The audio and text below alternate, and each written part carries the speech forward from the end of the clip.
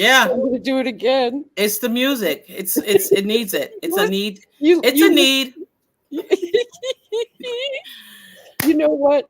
I don't What's know up? when you picked that music, T, but I'm telling you, if that isn't the perfect music, I don't know what is. It's a perfect music for this season, right? Because everything is just Because there's a mystery reason for and the season. it definitely is. What's up, everyone? Hopefully everyone is fine. Let's do this. Let's do this. Let's just take a deep breath Take a collective breath. Ooh. and get out. So we are here to entertain you, okay? That's what we're gonna do. Me and Robyn didn't go over any notes, but you are here with us. We are tea time with Robyn. I am T. She is Robyn. We are here to discuss football. Okay, we're here Let's to discuss go. football. That is it. Football. I Football. tell you, I got a football on the brain. Yes, I So, do. And not even that. dude, So excited because the game was too close for me, but we're going to talk about it. You know, division games are tight. You know, they're tight, they're close. Me personally, I thought there was a lot of points left on the on the table. field. Oh my God, we were texting back and forth. It's just a lot. Penalties by Josh. Mac Holland showed up. The tight end Quentin Moore showed up. But let's get into this game. I'll say this. I loved how Josh Allen played on Sunday. I did. I was a little concerned that he may read the hype, but he played within this scheme and I loved it because the Dolphins dared Josh to stay patient and take the short stuff, and he did that. He did. Yeah. And look what happened when he did. Yeah. Can you say 2 words for me? What's that? Ray Davis. Ray. Yes. Yes. That was a nice little short pass, wasn't it? I love it. A dump down pass, and he took it to the house. 63 yards to the house. We need to see more of our young man, Ray. Thank you. Got a question for you. Again, we have not really discussed anything. Do you feel that Ray should start over James Cook? Because I'm hearing that. No, I don't think you should start over. I think they need to use them like thunder and lightning. Mm-hmm. Yeah, and I like that. Good morning, Sandra. Hey. So thunder and lightning. I listened to the number of snaps. Somebody on a podcast, it was either Joe Biscaglia or Locked on Bills, mentioned something about bringing up Ray Davis's count and that he didn't have that many carries.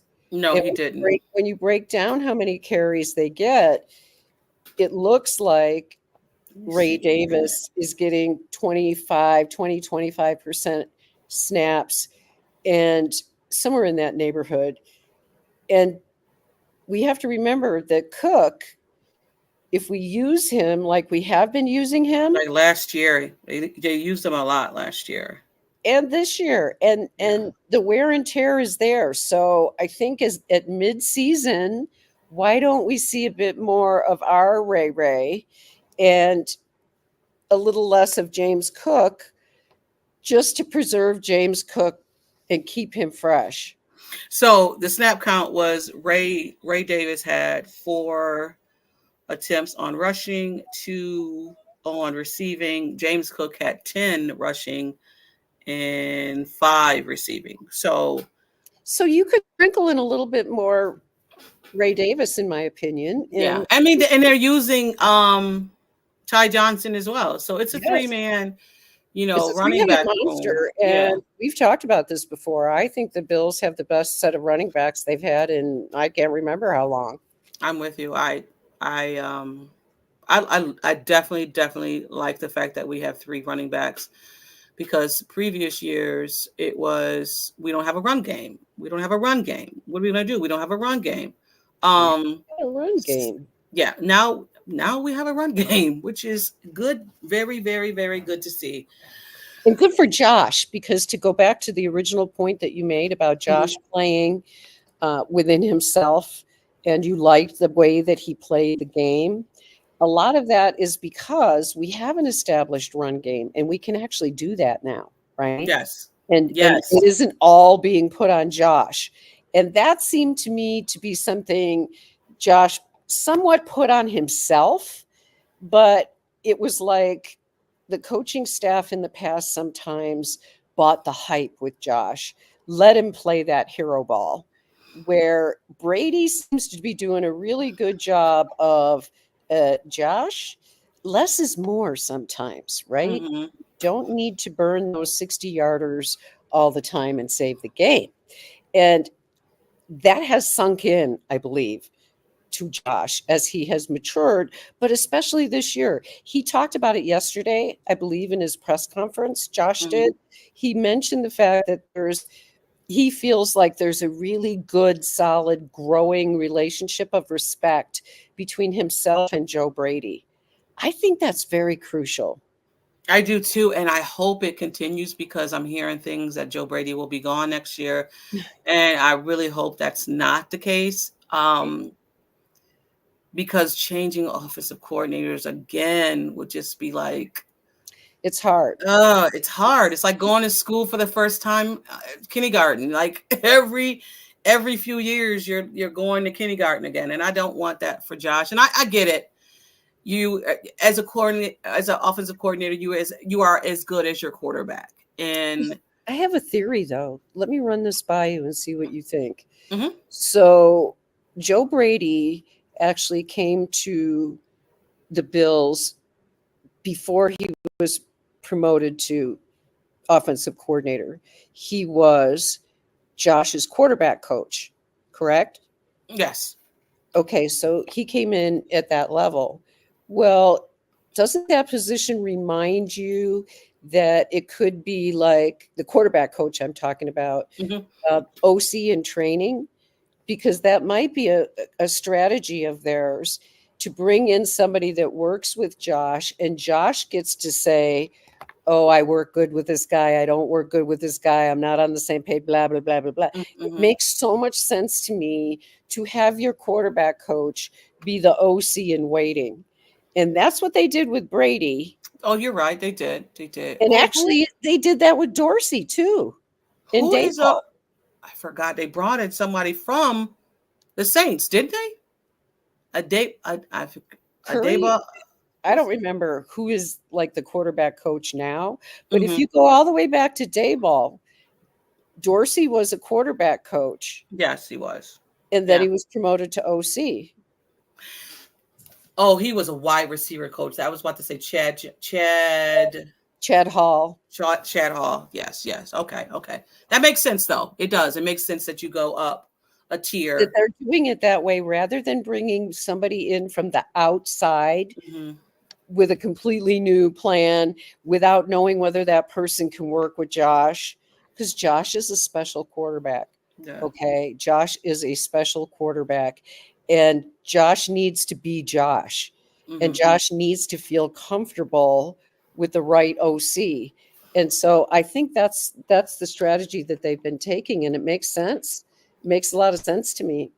Yeah. And Josh speaks very highly of his relationship. So, getting back to your point, maybe it's not so much of a horrible thing if Joe Brady moves on because they've already got the next guy in waiting.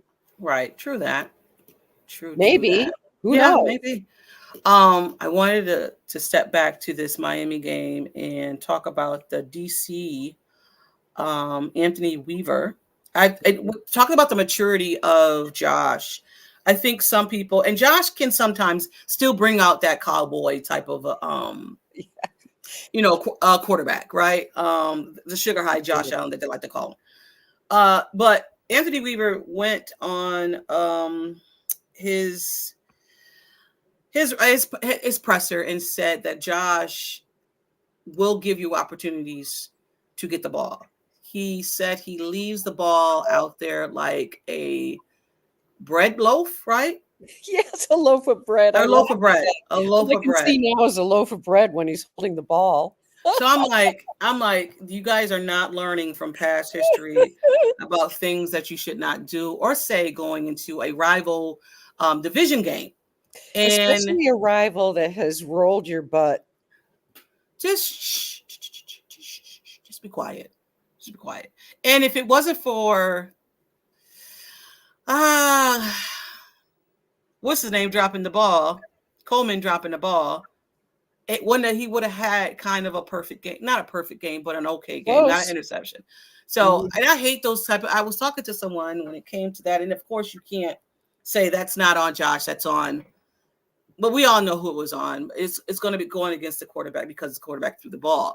But I was like, when I say there was points left on the field, Coleman, Cook, Josh Allen, that was 21 points right there. 21 points.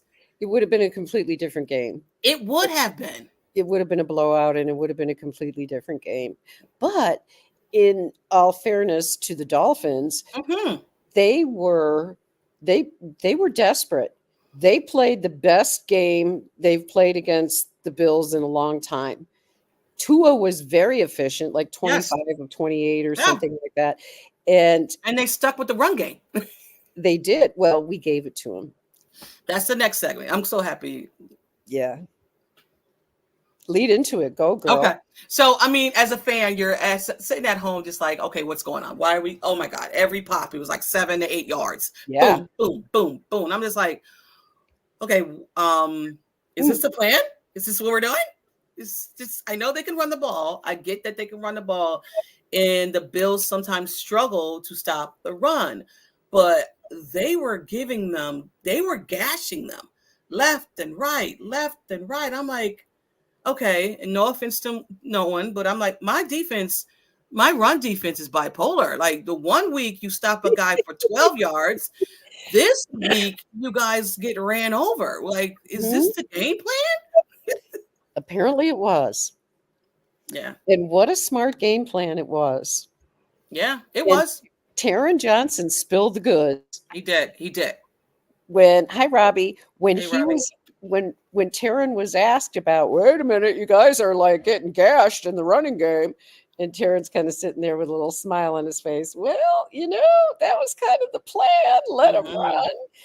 And when you think about it completely, it makes sense. Now, of course, you're not letting them run. Right. But what you're trying to do is the goal, I believe, in this game was, and some have talked about this, stop their explosive plays. You must stop the Dolphins' explosive plays. So that means you have to put extra resources on your defense to make sure that Tyreek Hill and Jalen Waddle do not succeed in gashing you down the field. Because here's the other thing about doing it that way. There's a benefit to this because if you're if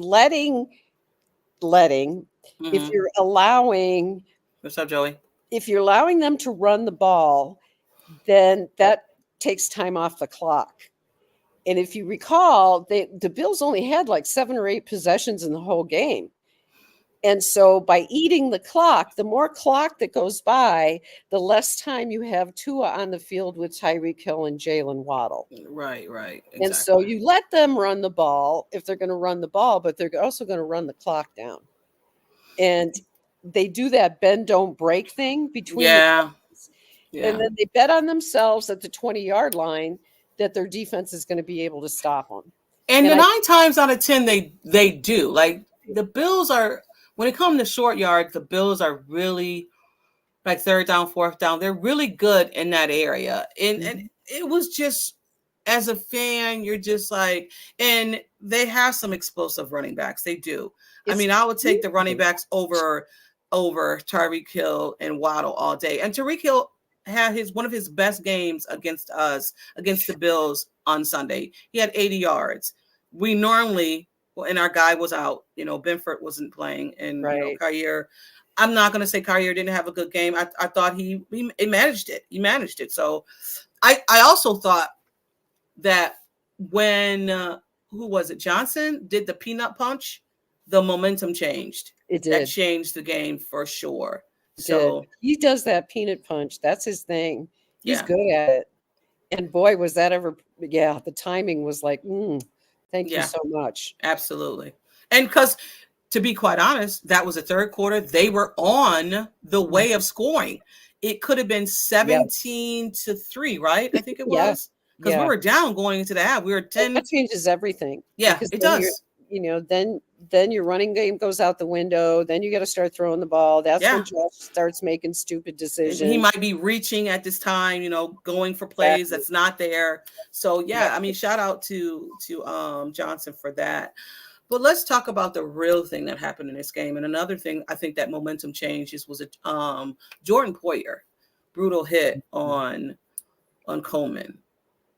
I was like, okay, Jordan, I don't know, are you with us or are you against? I don't know what we're doing here. But that's not the first time that Jordan has done something, because he did it to Shakir the last game we played. And I don't want to say Jordan is a dirty player, because I think Jordan plays with the toughness and he plays hard. And that was hard to see, because I just thought he left his feet, and it was just, and it was, I know everything happened so fast, but that was kind of brutal for me. It was.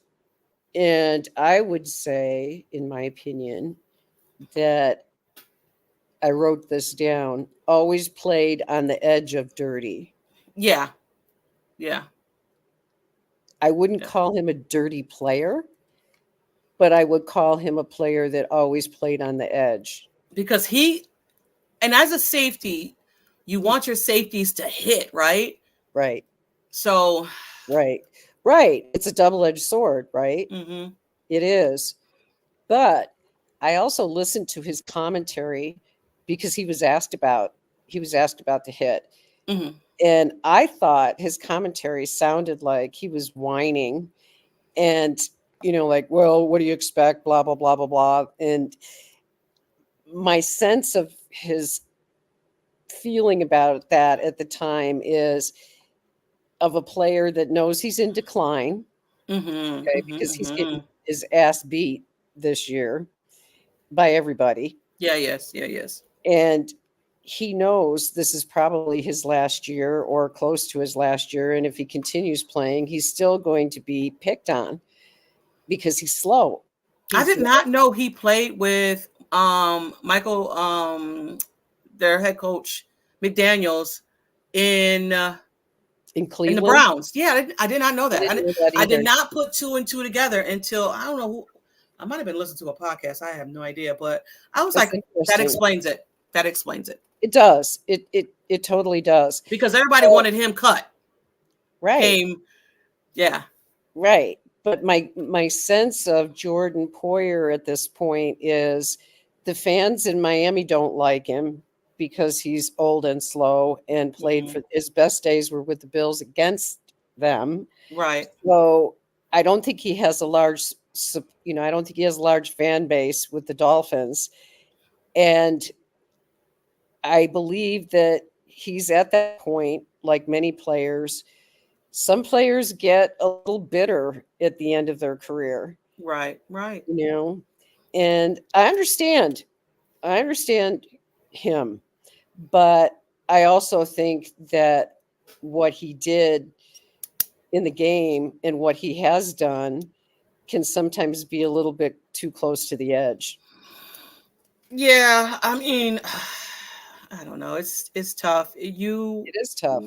When they're here and they're playing lights out, and You love it when you they're love playing it. for you. But and I don't want to say he targeted him at all. I just think, like you said, it was just it was a nasty play. And I don't think Jordan Poyer is trying to hurt anyone. No, but I think he's frustrated Yeah, as a for player. sure. Yeah, he's declined. Exactly, and His he's frustrated skills. with himself. I Yeah.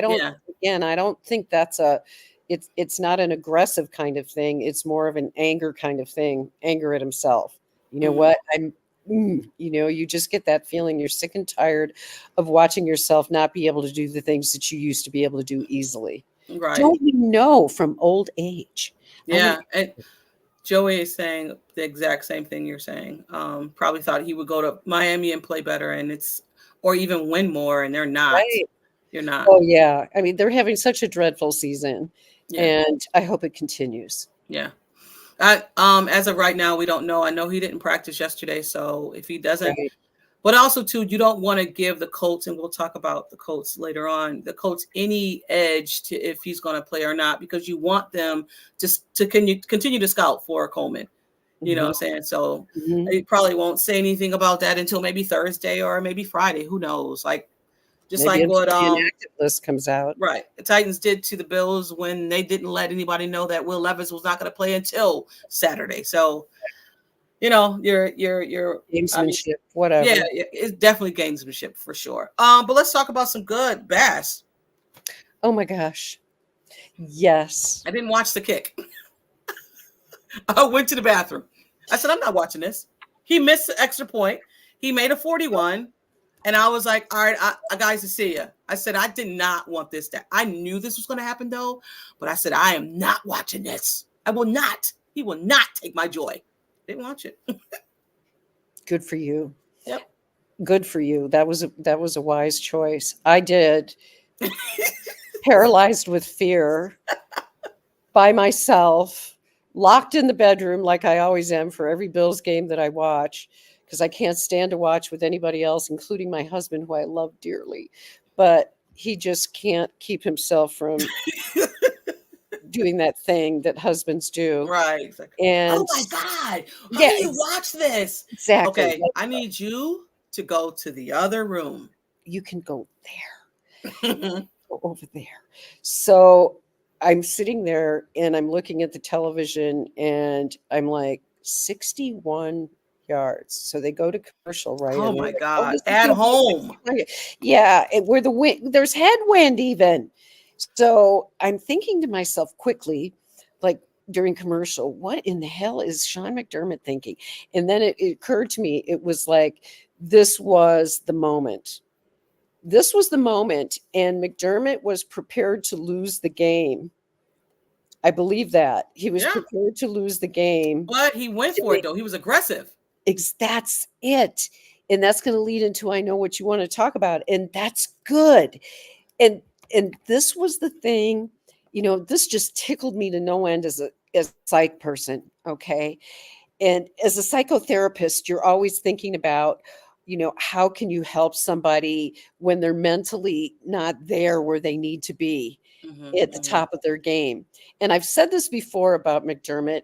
He's a bona fide natural psychologist. He knows how to do that with people. He knows when to challenge them.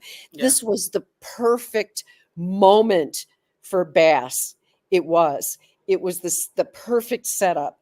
And McDermott has to be lauded, in my opinion, for having the faith, number one, but also understanding this is the moment this kid is either going to sink or swim. He's going to find himself here. Absolutely. He has a chance to redeem himself and win the game, and he did.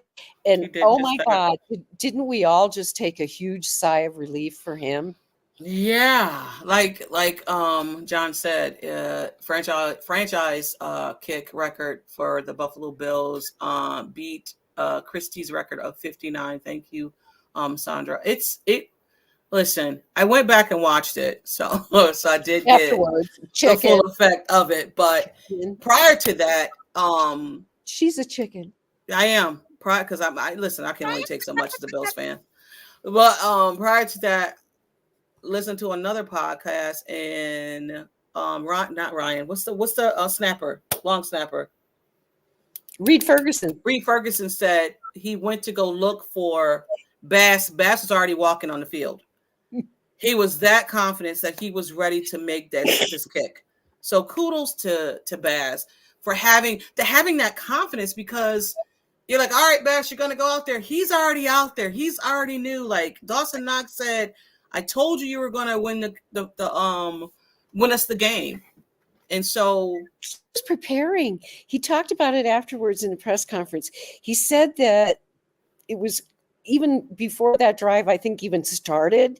He said that he was in the mindset. He was getting in the mindset. He was thinking about, if I have to make a kick, right? Like if I have to make a kick. And he was in his process, like he Right, called right, it. He was in his process through that whole time. So when it was like getting poked on the right. shoulder, okay, Hey, you now it's ready? time to go. He was like, "Oh, I'm ready." Yeah, He was so ready. And I just, I don't know, but those are the moments about football that make you fall in love with the game. At it least for does. me.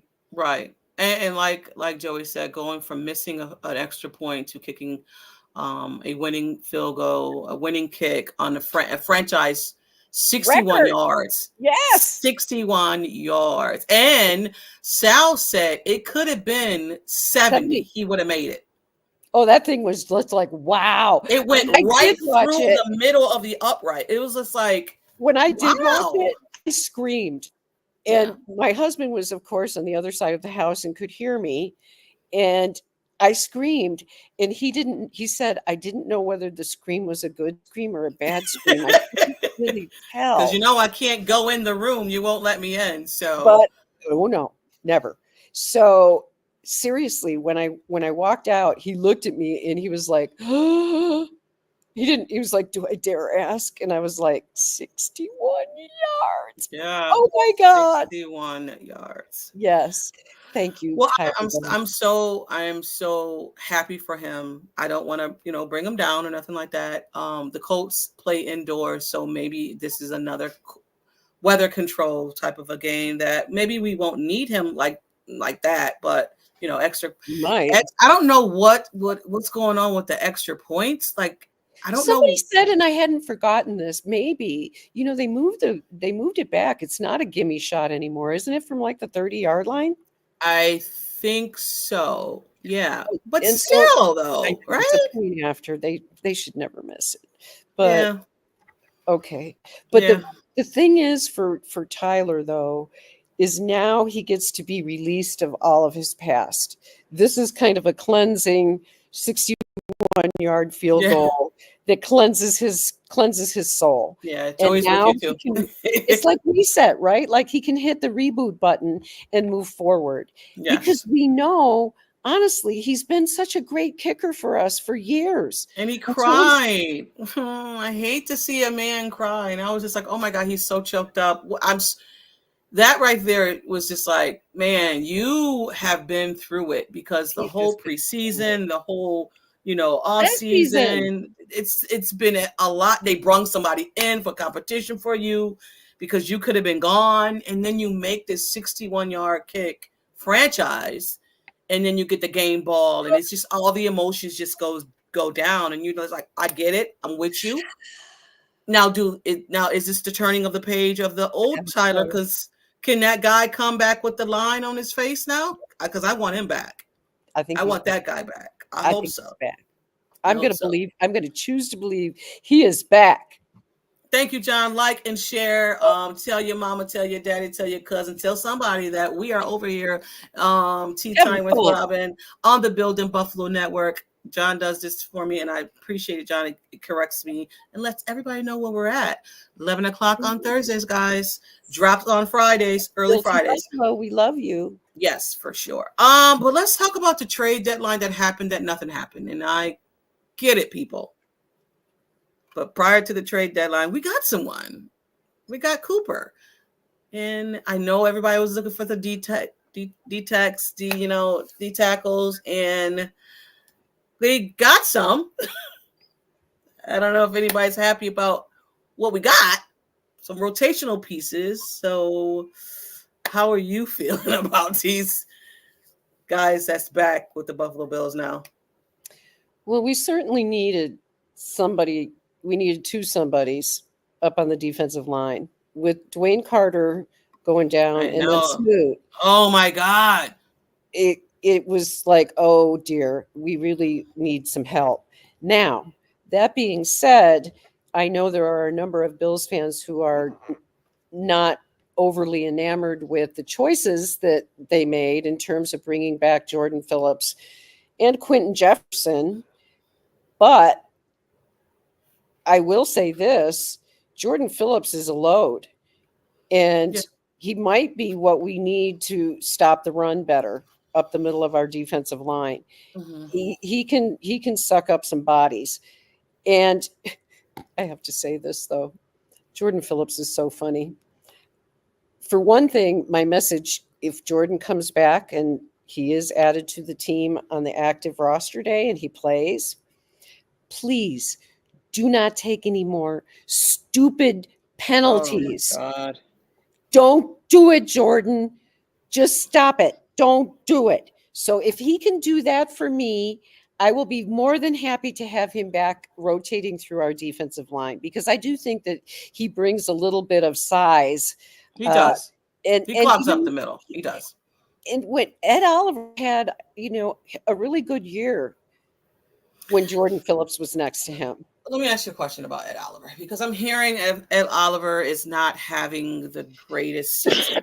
He's not. But it might be the guy next to him, though. Mm-hmm. It might not just be Ed. It might be the guy next to him that's not having a great season. So when I hear that, I say to myself, okay, granted, but he also did have a great game. I think they both had a great game against that Miami game, the first game. Yes. I think they both had it, but I think there's something going on with Jones that he's on the injury report for a foot, so he might be nursing something or He playing may through not be something that we 100%. right when we don't know. Right. But I I don't know. absolutely agree with you. Ed seems to play better when he has somebody he's comfortable with next to him. Mm-hmm. And I think he was developing. Some of that was coming along Right. with Wayne Carter. Mm-hmm. Some of it, yeah, that was, I like the Dwayne Carter signing. I like him a lot. That, I think he's gonna come along and he's gonna be fine. It's gonna help a lot when we get him back in the lineup. Now 6'6", 350, 342. exactly. That's a big man. That's a big man.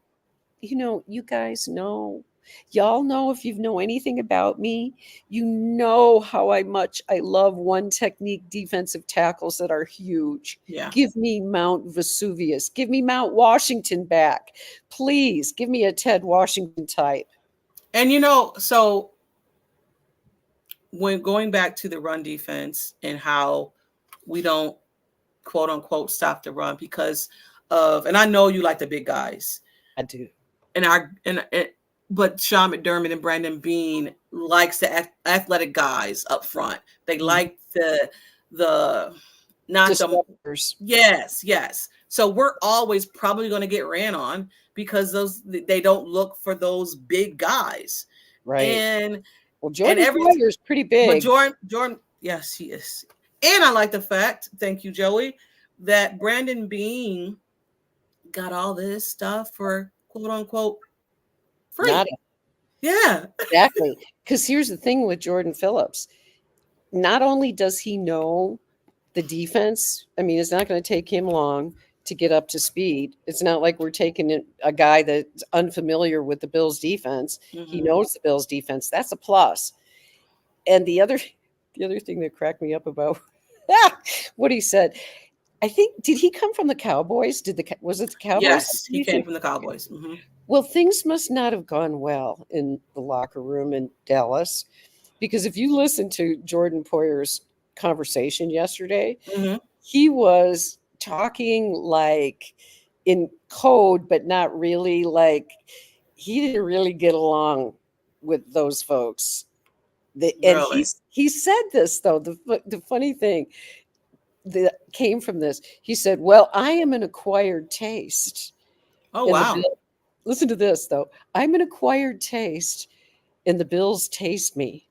Oh, my. Okay. All righty. Okay. All righty.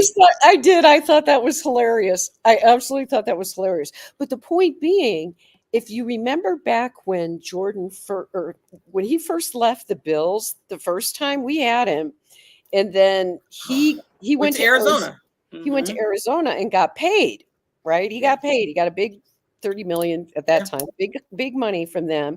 But when he came back to the Bills, he said that he felt like there was a huge difference in the culture, and that there was something about playing in Buffalo that he was more comfortable with. And so it happened again. Yeah. And it is interesting because somebody asked him, and I think it may be true, maybe he can play his best ball again. Maybe he can up his game a little bit because he plays his best when he's in Buffalo. I just need for him to Shut his mouth. that too, but also to stay healthy. Just stay healthy. Yeah. Just stay healthy. And He's such a big man. He's definitely a big guy, and I like that. To be quite honest with you, when I was like, oh, they're gonna go get Jordan Phillips. I bet you. And sure enough, they did. I mean, if it's for the cheap, why not get him? I mean, you don't have to. For nothing. Yeah, it's nothing.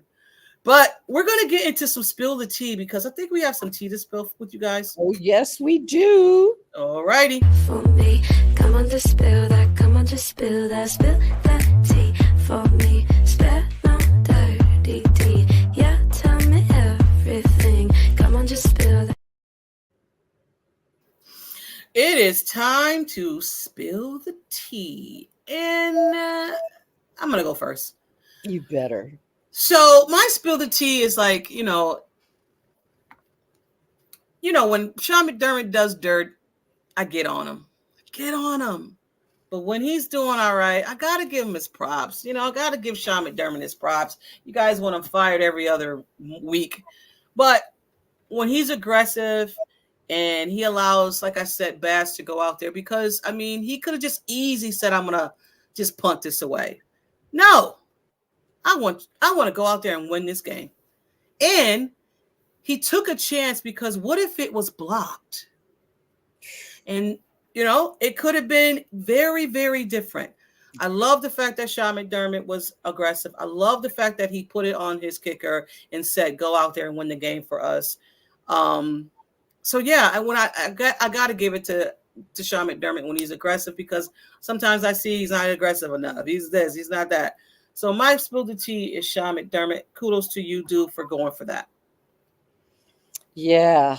And you think about that because there were so many different ways that could have went. Yeah. And thankfully for us, it went the right way.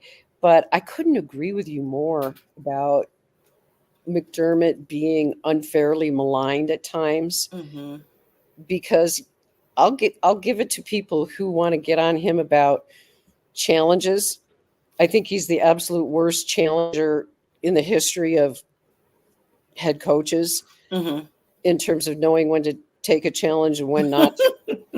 I mean, he even has a ref up there. And speaking of that challenge, because they challenged Tua, he still doesn't understand to slide. Like he's still going head first.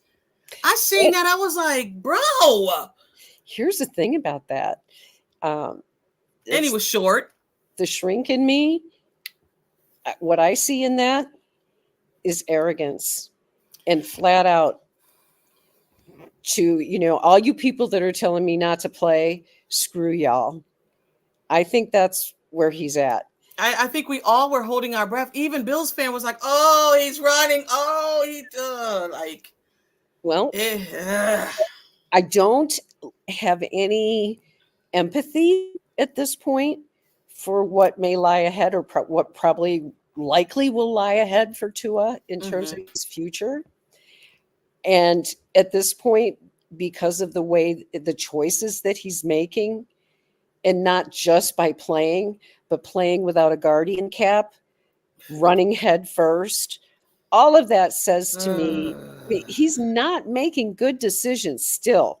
And I believe that that's his hubris. I believe that's his arrogance. And I believe it will become his downfall at some point. Yeah. Whether it's before or after he quits playing football, I don't know. But it's mind-boggling, to say the least. But getting back to what you said about McDermott, I couldn't agree with you more. The fan base, you always want to blame the coach for everything. And there are things about Sean McDermott. We haven't a long enough sample size with him. We know what his warts are. We know what to expect from Sean McDermott. And the one thing that I will say in defense of him as well, to people that want to be constantly critical of him, is that he does maintain a growth mindset. Right. He is willing to learn from his mistakes. And he might not even admit that those mistakes are there at the time, but eventually he does, and he comes around. That's all you can ask for as a human being. Yeah. So that's what, I ask for in myself. So Right. I see that in him. I have to say, you know what? He has a growth mindset.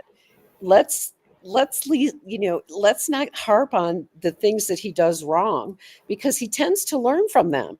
Yeah. That's my Yeah. piece. He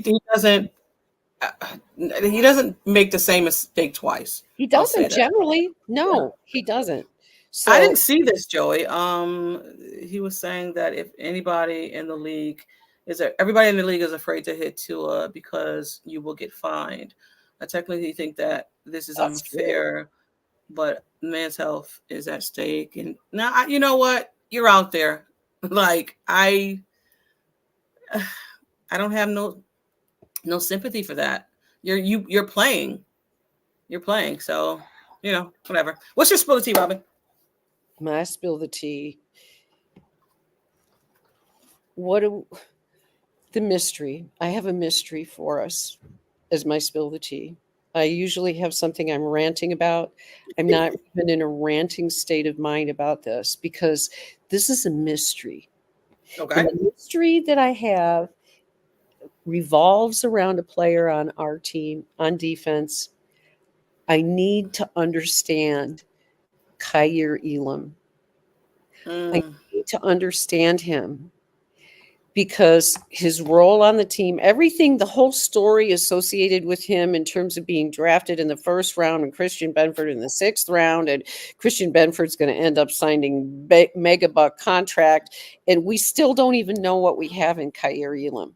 We don't know what we have, because he can't get on the field, for one thing, because Rasul Douglas and Christian Benford are that good, and rightfully so.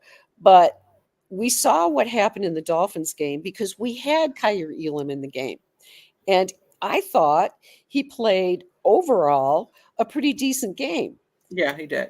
He was up on Jalen Waddle, and I thought he pretty much held his own. And he had a fumble recovery.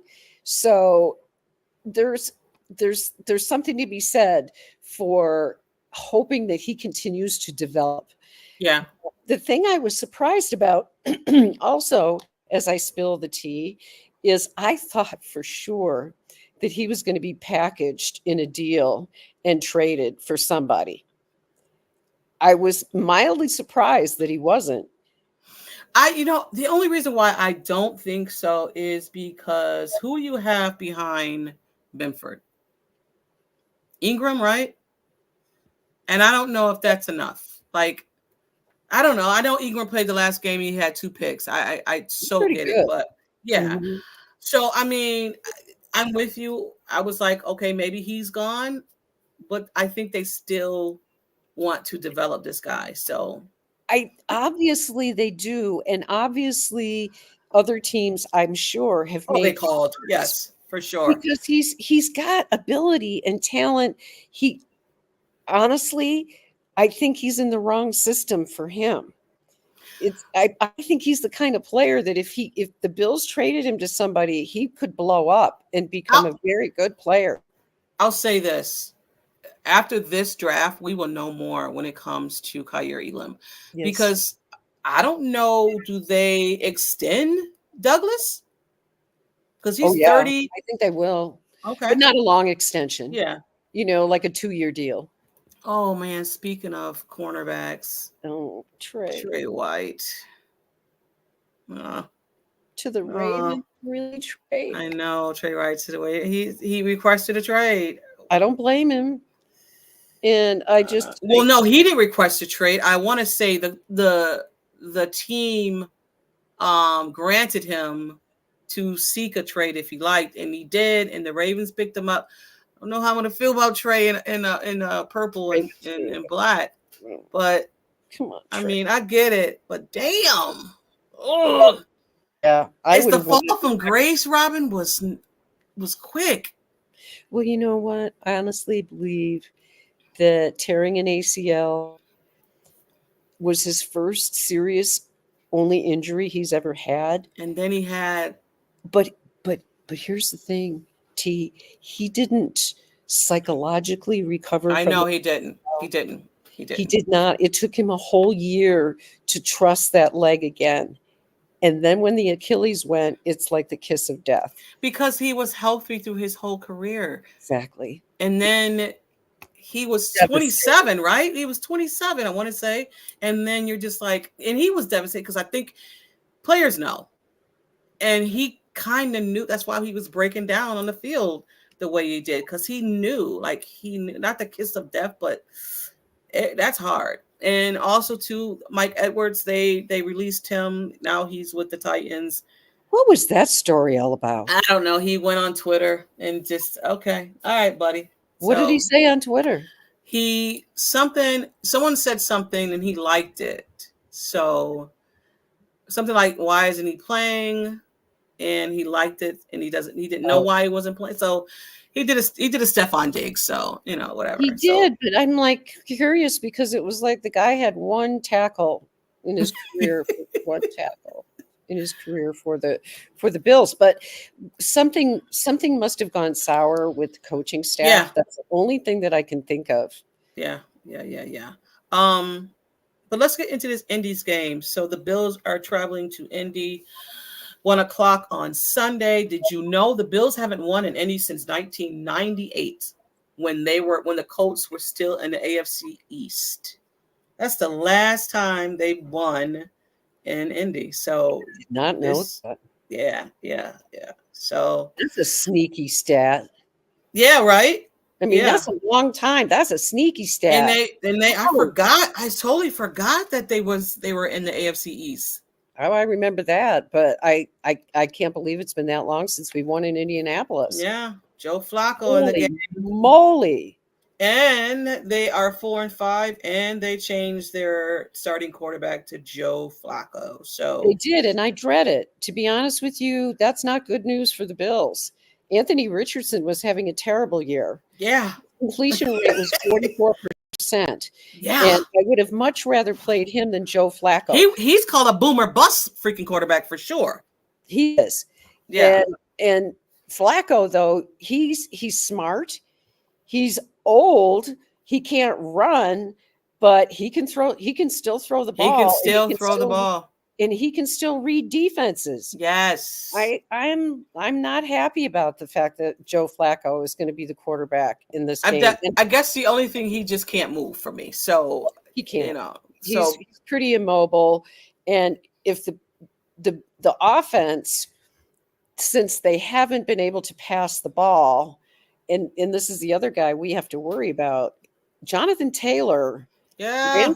He ran over 200 yards against us the last time we played him. I don't like him. He's a trouble. And we already saw what happened with the Dolphins running ramshot. Yeah. But I don't think the game plan would be the same because the Bills don't respect the passing game. No. They don't respect the passing game. Respect Flacco to a point, but their offense has been, to this point, one-dimensional. Yeah. I mean, you got Joe Flacco, you have Pittman back there. You also have AD Mitchell, who is he's injured too. Pittman's playing, but he's not 100%. Yeah, he's not. I think he was on an injury report yesterday. But also AD Mitchell, he's a raw wide receiver. I liked him coming out of college. I wish the Bills would have got him, but I'm glad we got Coleman. Who else they got? On defense, they got their guy back. They got why am I not remembering his name? DeForest Buckner. Oh yeah, he's back, and they got a rookie, Latu. He's having a solid year. But I mean, this is a game the Bills should, and I get people are saying this is a trap game because of the Miami game, Indy, and then KC. I get what people are saying, but if they continue to just be focused, which I know they will, it's not going to be an easy game. It's going to be one of those games where you have to be mentally checked in, because the Bills right now are 7-2. They want to be 8-2 going right to playing Kansas City. They want to be 8-2 playing Kansas City. Joe said, "How the heck are you, Robyn?" Yo, where have you been? There you go. Jill, I'm so happy to see you. Anyway, um, we have to respect Indianapolis. They're 4-5. Their team, I think they're better than what their record indicates.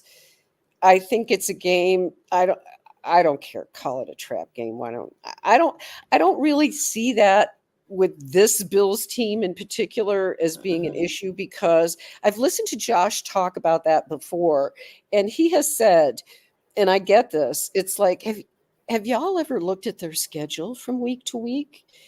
Every meeting, every whatever, everything. They are so busy from the moment they get up in the morning until they go to sleep at night every week during the season. And so they don't have time to think about Kansas City. I don't think they don't think like we think. We're fans. They don't. They don't, players, because they're like, okay, we got to do this. We got to do this first. So I don't worry about them overlooking teams. Yeah. I worry about them at times disrespecting teams, maybe not playing up to snuff. We've been known to play down to our opponents. Oh my God. If anybody does that, the freaking Buffalo Bills do it. But Joey has a question for you here, Robyn. Robyn, if you were a Colts fan and your quarterback said he needed a breather, oh, geez. Oh, everybody, for anybody that doesn't know, Anthony Richardson had to sign. Well, he didn't have to. He signed himself out of a drive and took a breather. What quarterback has ever done that in the history of the NFL? I don't think it's ever happened before. And I think that's going to be probably the fast train out of Indianapolis at the end of the year. Oh man, I just don't believe. And he dug into it too. Like he was just out in it. Like, did you hear that the coach said they're going with Flacco? Because they asked him, well, if Flacco screws up or whatever, are you going to go back to Anthony Richardson? No. They said they're staying with Joe Flacco. What that says to me, if that's truly what they mean, they're over they've already given up on Anthony Richardson. Yeah. Because and you know what? But I think but you kind of knew he was a project. You knew that when he came, he only started 12 games in college. You knew he was raw. But what quarterback checks themselves out of a game? I get it. I so get it. That right there is mental. But also, too, you knew when you got this product from him, you knew what you were getting. You knew that. So, you know where he's going to go, though, don't you? Nowhere. To Buffalo. Let's go. He'll end up playing for the Raiders and being very good. Oh. The Raiders, if they know what they're doing, they could take him and rehabilitate him, and because he has great ability. He has a strong freaking arm. Look what happened to Love. An arm. Yeah, he does. He has definitely a strong arm. But look what happened to Jordan Love. Yeah. So it's hope. It's hope. I actually like Anthony Richardson. I just think he might be in the wrong setting right now. So wrong place. Raiders. Right. We will see. We'll definitely see.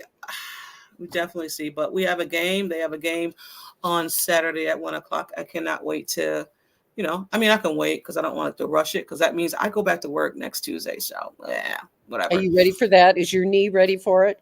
It's gonna be. It is. I mean, just side note, I wish I would have done this in the summertime because I'm worried about the winter. Ice. Yeah, and ice. So, Gotta trust it. Be careful. Yeah, for sure. But guys, thank you for tuning in. We appreciate all of you guys. This has been Tea Time with Robyn. We are on the Building the Buffalo Network. Go over there and check out some amazing content on amazing YouTube. People. We love you. Absolutely. Every day, Monday through Sunday. But yeah, check us out as well. So guys, like always, it's always go Bills. Peace out, y'all.